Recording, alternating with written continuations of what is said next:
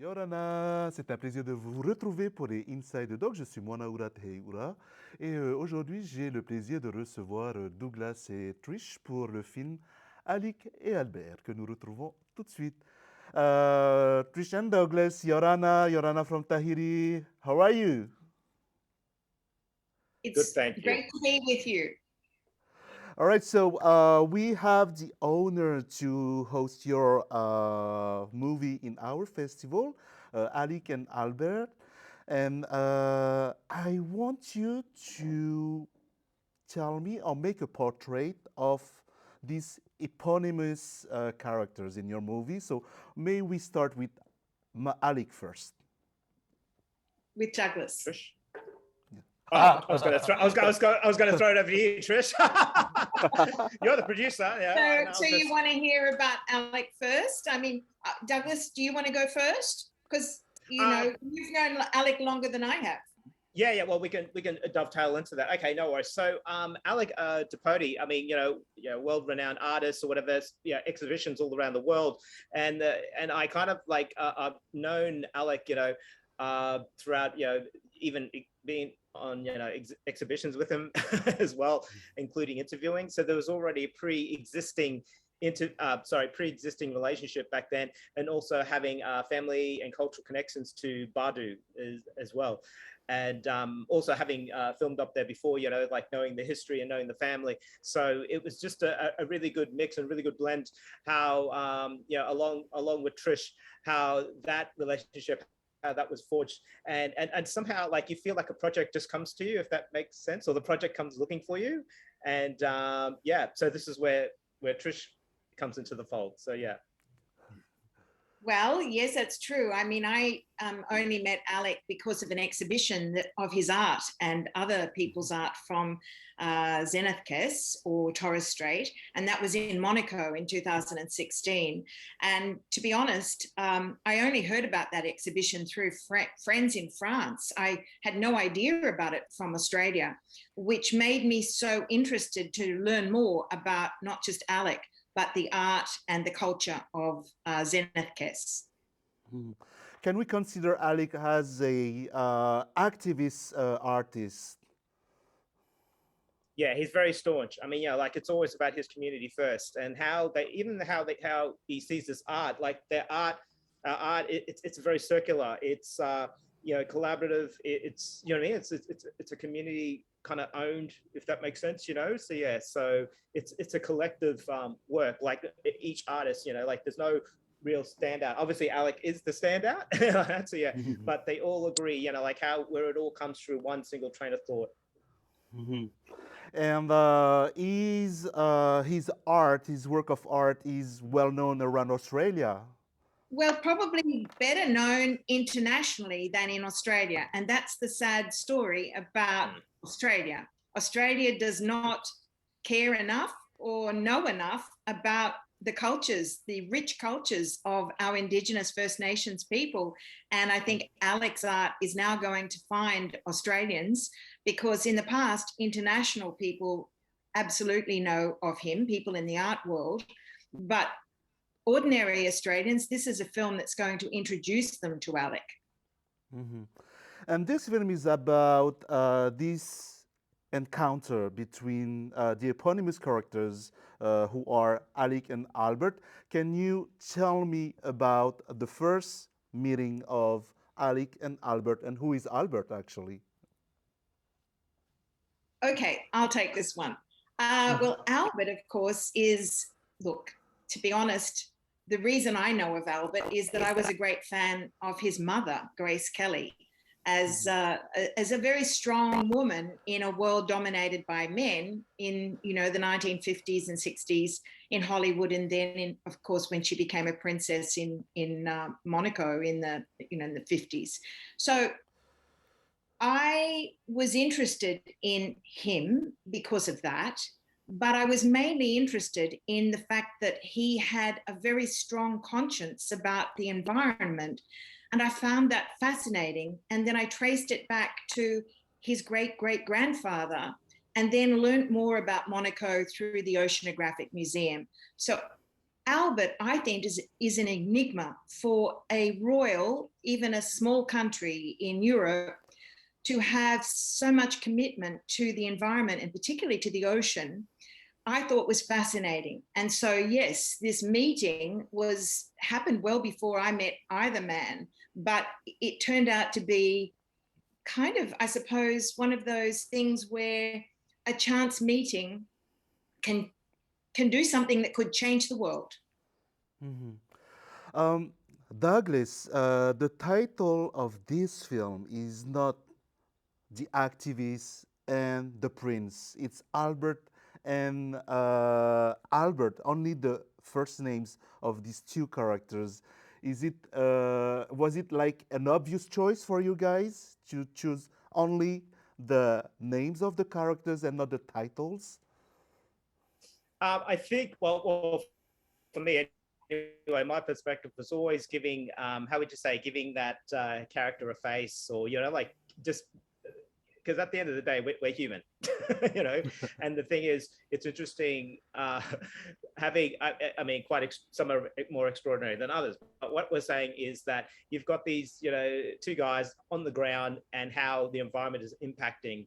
And the thing is, like I feel, and it's kind of like a play on words. You got Albert, Alick, I mean, they're very similar sounding. I know. As well as, and it's got a good ring to it. But also, I feel like if just stripping back those different layers, you know what I mean? Because at the end of the day, you see them, drinking on the beach, just walking on the beach, just acting, just hanging out, like that, like just taking away.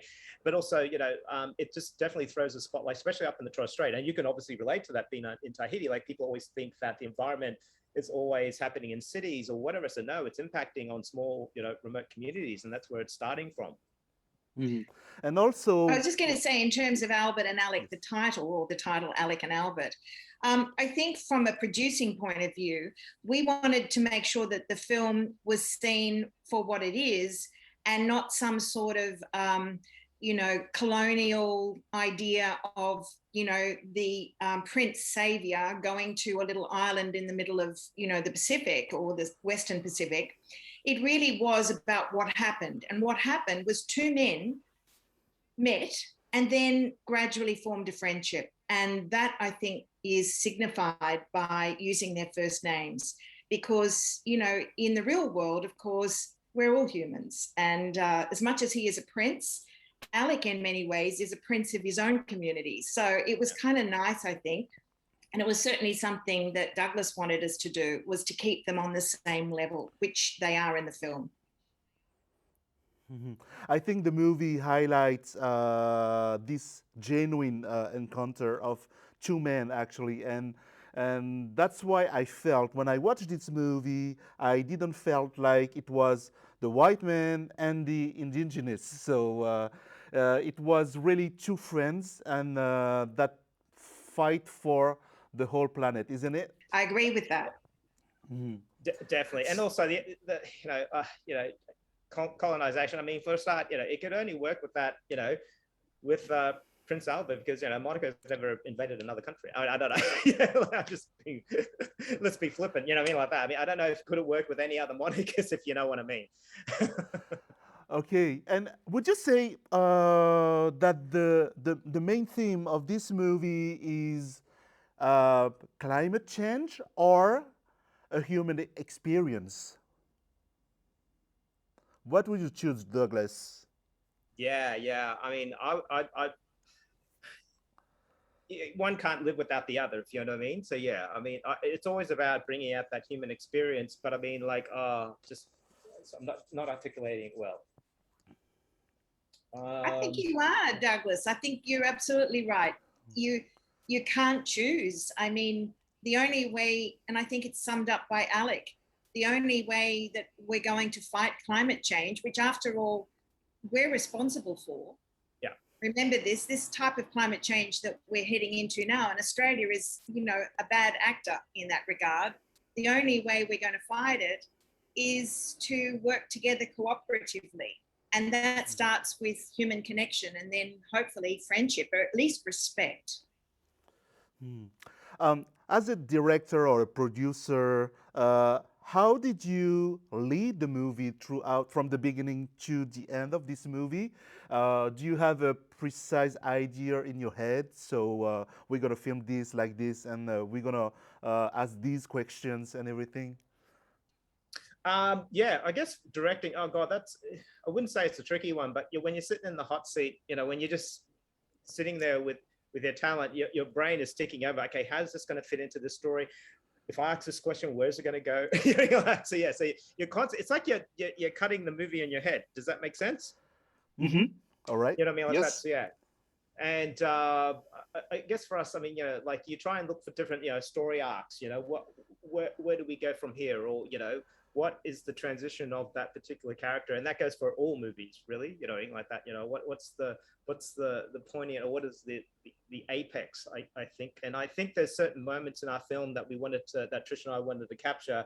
Definitely in the human element, and it's just the smaller things, like the basketball scene, when the prince is playing basketball with the kids, Yes. just those little small moments that really hit hard, you know what I mean, like that, just illustrating that, so yeah, and sometimes it's like lightning in a bottle, and Trish can go into more detail, but yeah, like with especially in the documentary compared to narrative, I mean, like in scripted, the difference here is just like lightning in a bottle. You know what I mean? Like that. And I think it's very important. It feels like you have to have like 360 eyes all around what's happening. I think it was a risk because, we didn't even know if the two of them would actually form a bond. And there was also the risk that that Albert, who we didn't know very well, could be patronizing, for example, or not be welcomed by the community. Maybe the community would be too suspicious. So there were lots of risks. But I think Douglas and I and Meredith, the other producer, had a very fixed star that we were heading towards, which was, regardless of how the narrative is going to play out with these relationships, there's enough elements in the story that we can still shine a light on how the Pacific, the waters are rising, the waters are warming, the weather is becoming more difficult, more extreme, and culture is being lost, a lot of that through colonization. So all of those elements were there regardless of how these two men were going to connect.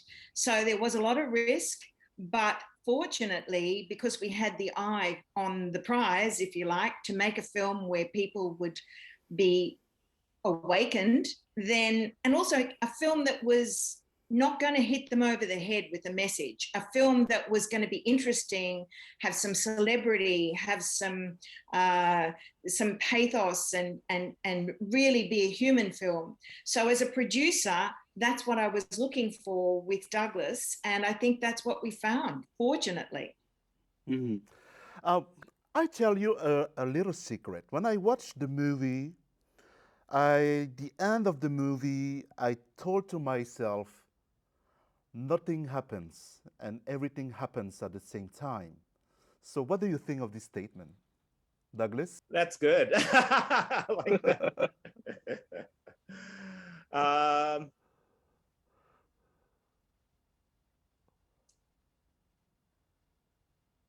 Sorry, Trish, you want to go first? I just need to process it. Can I process that one? Look, I agree with you.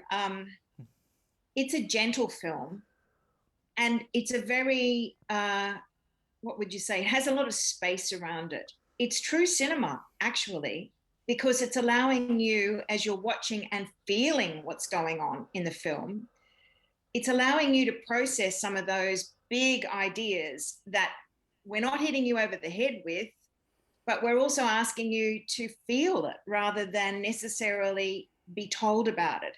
And I think that's why you say nothing happens. Well, yeah, it's a little film, but it has a really big complexity about it, because it feels like it's giving you the chance to think. And we've had a lot of very interesting responses from scientists in particular, who have said how complex this little film is, even though it would seem like nothing much happens. Mm-hmm. Would that give you a sense of it? And what do you think about that, Douglas? Yeah, I mean, like, and that's a really good question. And you said you weren't going to do any tricky questions, but no. No, it's not a tricky question, but it's a really good way of look. I guess, and Trish is right. Like for me, you hear different responses. Like people what they take away from it. And I remember I got this wonderful response from someone, who hasn't been back up to Badu for a while, and she was just saying to me, "Wow, you've really covered my mother's country, my country." You know what I mean, like that. And it really drove hard. Like, wow, okay, you know what I mean? Like getting to those levels. Because I think for us, when you're sitting there, I mean, you're sitting with the film for so long, and sometimes like for me anyway, I just forget, okay, what are people going to take away from it? What are some of the things that, people will take away from the film, if that makes sense? And I felt that, the responses that I've received, people saying, yeah, it's beautiful, but also it's good seeing Torres Strait Islander culture being portrayed on the world stage. That's the other thing as well, that because like, as you know, you didn't know where Torres Strait is. People don't even know that Torres Strait Islands is actually a part of Australia in the first place. You know what I mean? Like that. I mean, there is a lot of connection impact, especially during World War II, the pearl diving rush, equivalent to the gold rush, you know what I mean? Like that. There's a lot of stories that people don't know how the Torres Strait have contributed to this nation, so yeah. So anyway, I'm going off track here, but anyway, yes. I've answered you something, but with nothing. No. So yeah. No, I mean that it's a really genuine film about people. So we lack of movie like that today, first. And secondly, I think that you don't have to say a lot of things to stress on the issues today's of the modern society issues. So and this film says nothing, but there is everything in that. It talks about human relationships. It talks about culture clash and culture reconciliations. It talks about climate change. It talks about remote island issues, etc., etc., etc. So we have a lot of topics in that, and thank you again for making this topic wells out in this movie. So, and what I wanted to know is I also mentioned language because yes. this year, 2022, is the decade from the UN of Indigenous languages. And this film, I think, makes it very clear the connection between language, culture, and the environment, the natural world. And I think if there's one thing that I feel very strongly about is Alick's very strong concern about loss of language. So that's another point which I think the film illustrates without hitting you over the head about it. And also the other thing about language, and I'm not too sure what actually the version you're seeing, is that all subtitles? Is the whole film subtitled, or is it? Yeah. Well, okay. Some parts are not. Yeah.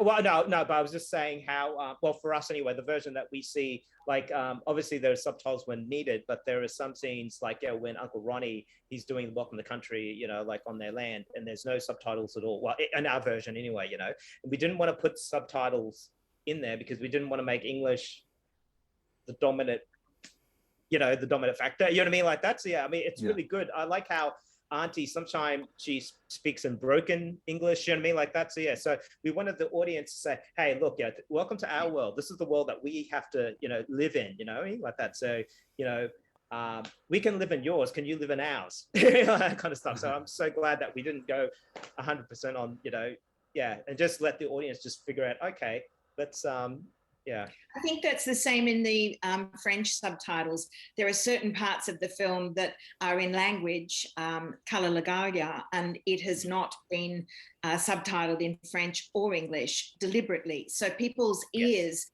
can experience and feel that culture, because what's the point of making a film that you're trying to talk about culture if you then blanket the culture with your own? So that was the reasoning behind that. Yeah. Oh, you know what? I tell you another secret, because when I watched the movie, I thought that Torres Strait people were much close to Tahitian people in the sense of welcoming people, in the sense of the meaning of community and all this stuff. So we were like, oh, it's the same people. It's the same people, just like us. So this is another way to say that in the Pacific Oceans, even though it's big and it's remote, we can have the same perception of life, actually. So, did you screen this movie in other festival or like in a European festival or stuff like that?